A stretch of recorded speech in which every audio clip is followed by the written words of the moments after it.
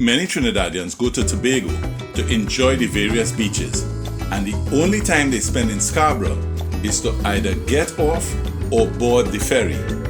If you ask about historical places in Scarborough, everyone immediately says Fort George, and there is no doubt that Fort George is historical. Yet Scarborough Tobago is a place where history abounds. Indeed, you can say that it's in your face. Settled in 1654, the Dutch started a town that they call Lampenstad, but it was renamed Scarborough in 1765 by the British. It was renamed Port Louis in 1787 by the French. When Tobago reverted to the British, they changed the name back to Scarborough. Incidentally, the town is named Scarborough after Scarborough in Yorkshire, England.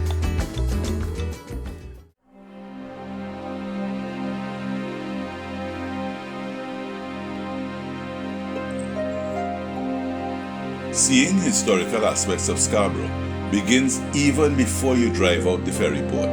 On the eastern side of the port compound, there's a fountain dedicated to A.E. Hutchins, who was a district officer attached to the Public Works Department. The fountain was erected in his memory for his contribution towards improving road infrastructure and development in Tobago during 1906 to 1916.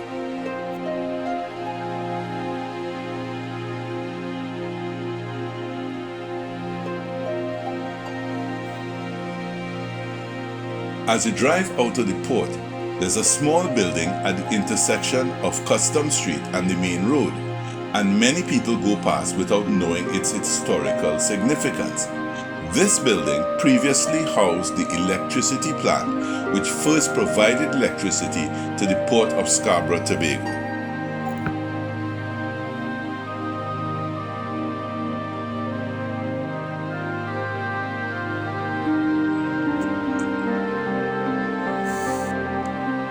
Just before you exit the ferry port, there's a brick building that houses the offices of the Customs and Immigration departments. The buildings certainly look old and historic, but I have not been able to find the history of these buildings. It is possible that this building dates from the early 1900s or possibly the late 1800s, as there would have been merchants in buildings like this alongside the port.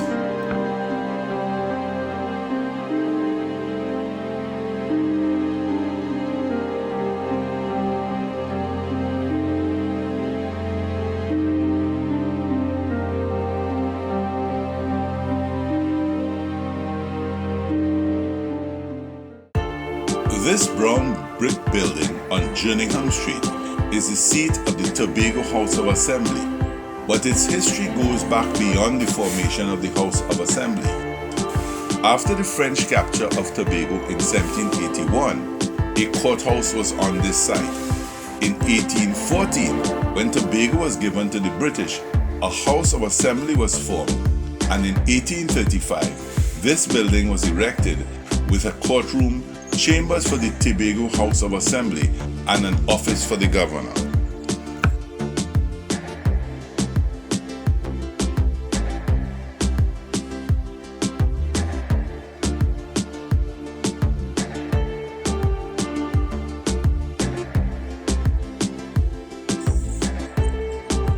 Across from the House of Assembly building is A.P.T. James Square. This square was previously called Market Square, and until 1807 was the site of the market for African slaves. A.P.T. James was born in Patience Hill, Tobago, and named Alfonso Filbert Theophilus James. James was a member of the Trinidad Labour Party and won the Tobago seat in the Legislative Council of Trinidad and Tobago in 1946. His tenure of office lasted until 1961. He was a strong advocate for political, social, and economic development in Tobago. His advocacy for Tobago resulted in the purchase of 2 new steamships for the Inter-Island route in 1960, the construction of the North Coast Road, the appropriation of more money for the improvement of medical service and equipment at the Tobago Hospital, and the construction of at least 2 elementary schools in Tobago. There's a link in the video description to more information on A.P.T. James.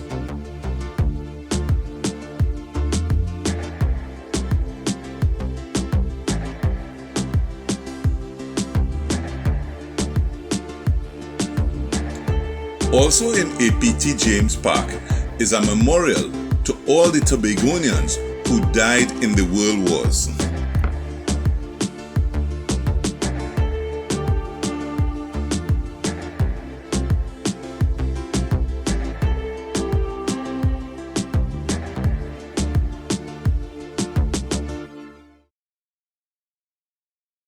If you like the content, please share this video.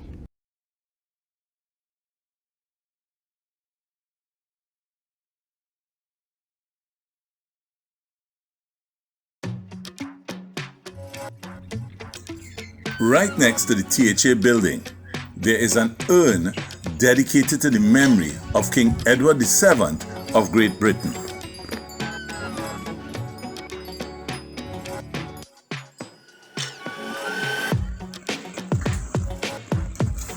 As you exit Jerningham Street, at its intersection with Main Street, there's an interesting topographical display that shows you exactly how the island of Tobago is laid out.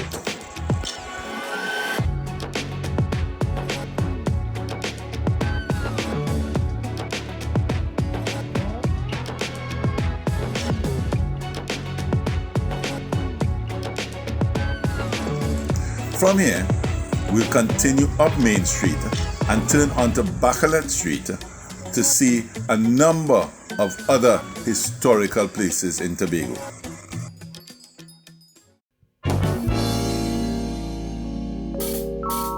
Going along Bacalet Street, just after the fire station building, there is a bridge, and the 4 cannons on either side of the bridge make it noticeable. This bridge is called Gunbridge, and what may not be known is that what appears to be metal upright pipes on the side of the bridge are the barrels of 19th century Brown Bess muskets. For several of the places mentioned in this video, I have placed links in the video description to where you can find more information.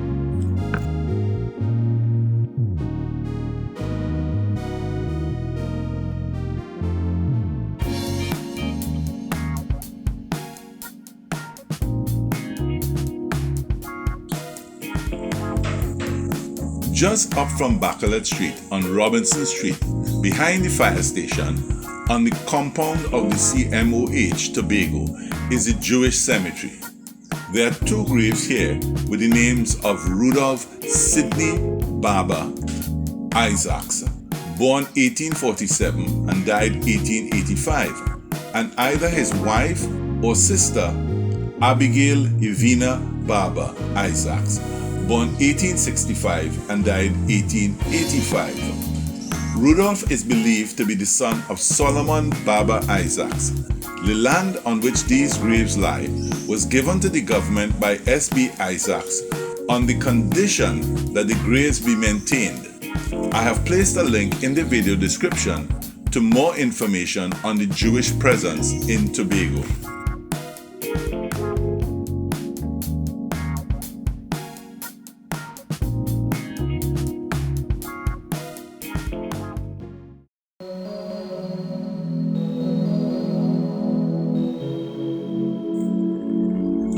Just after the Gunbridge is St. Andrew's Anglican Church. Completed in 1819, the church was completely destroyed by Hurricane Flora in 1963. A new building was built on the original foundation to replace the destroyed church.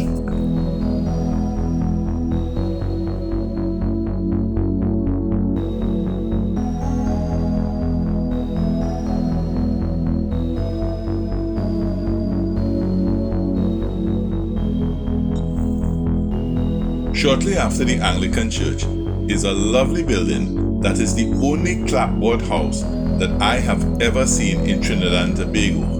This is the home of the Anglican priest, with a clapboard upper floor above a brick lower floor.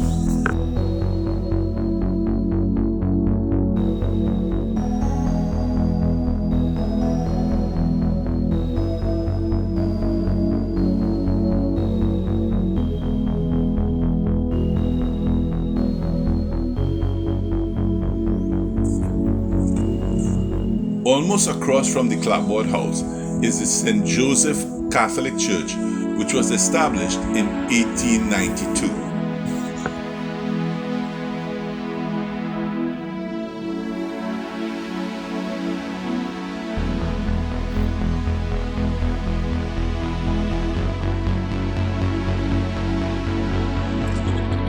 At the side of the Catholic Church is the former Scottish Kirk. This building was erected in 1817 for the Church of Scotland, but by 1841, the number of persons who were members of the church was too small to continue the church, and it was decided to dissolve the congregation and lease the building to the Anglican Church.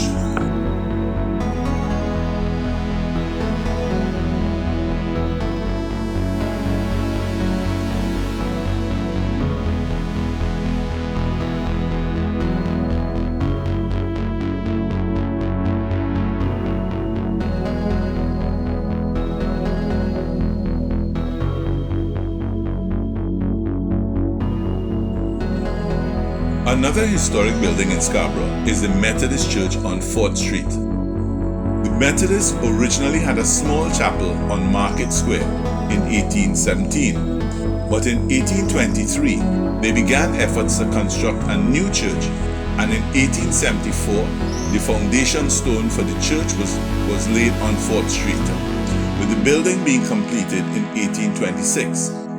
The building was built using the bricks that served as ballast on ships coming to Tobago to collect sugar.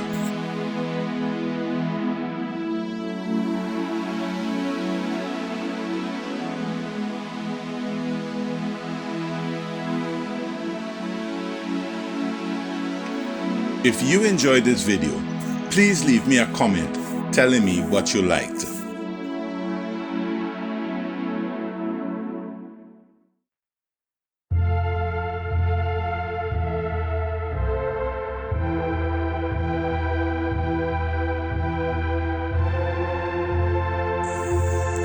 This DHA office on Main Street is another example of where the exterior of an old building has been well maintained.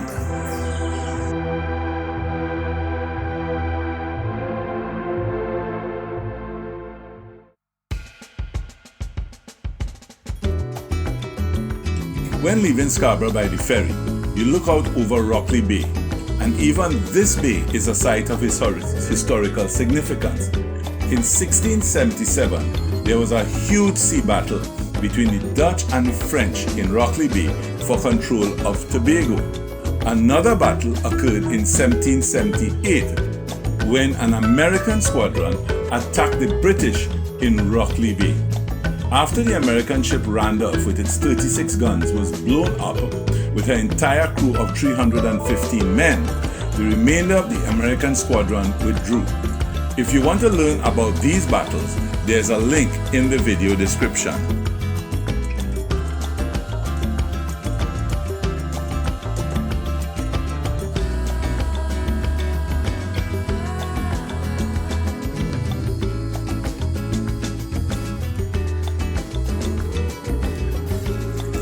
If you want to see other videos of outdoor activities in Trinidad and Tobago, select one of the videos that is appearing on your screen now.